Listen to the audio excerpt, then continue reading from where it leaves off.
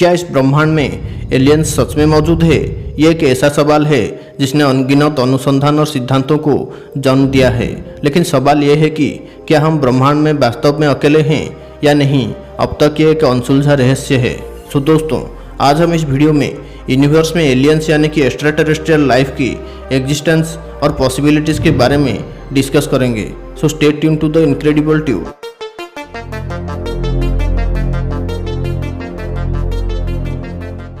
हालांकि जब हम एलियन शब्द सुनते हैं तो आमतौर पर एक ह्यूमनॉइड लाइफ फॉर्म की छवि दिमाग में आ जाती है।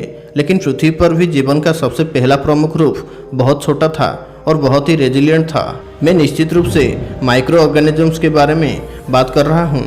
ये जीव विज्ञान की अवहेलना करते हैं, जहाँ जीवन का कोई कल्पना नहीं होता, जैसे कि ज्वालामुखी, हाइड्रोथर्मल वेंट्स और एक्सट्रीम टेम्परेचर्स में भी ये जीवित रह सकते हैं।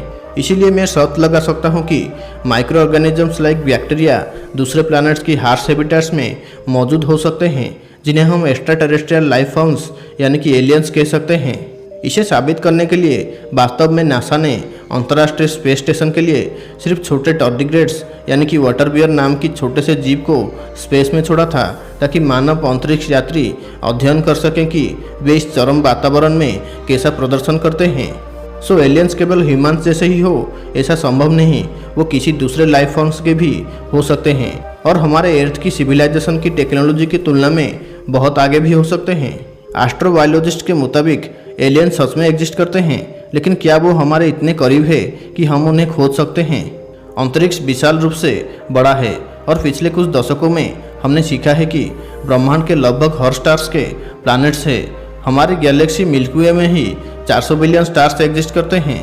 यदि उनमें से प्रत्येक के पास 5 प्लैनेट्स एग्जिस्ट करते हैं तो हमारे पास अकेले हमारी गैलेक्सी में ही 2 ट्रिलियन प्लैनेट्स होंगे। और हम जानते हैं कि हमारे गैलेक्सी मिल्की वे में जितने प्लैनेट्स हैं उससे कहीं अधिक गैलेक्सीज ब्रह्मांड में हैं। दूसरे शब्दों में पूरे यूनिवर्स में बहुत सारी अनडिस्कवर्ड गैलेक्सी और प्लैनेट्स है जो अभी तक हमारे पहुंच से बाहर है। और इतनी विविधता के साथ मुझे ये विश्वास करना असंभव लगता है कि पृथ्वी एकमात्र ऐसा ग्रह है जिसमें जीवन है। सो दोस्तों, अगर वीडियो अच्छी लगी तो ऐसे ही नॉलेजेबल वीडियोस के लिए सब्सक्राइब कीजिए हमारे चैनल द इनक्रेडिबल ट्यूब को। Thanks for watching.